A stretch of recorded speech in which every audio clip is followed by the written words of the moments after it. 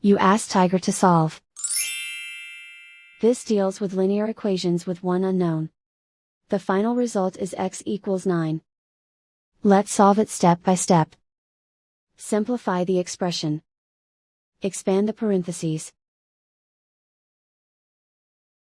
Simplify the arithmetic.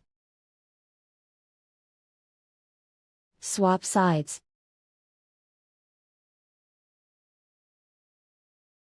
Group all constants on the right side of the equation.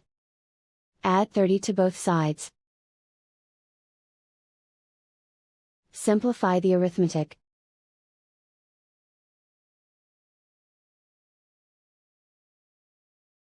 Isolate the x. Divide both sides by 3.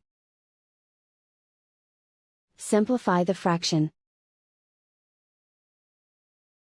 Find the greatest common factor of the numerator and denominator.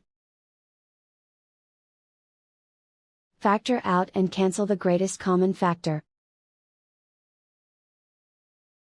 And so the final result is x equals 9.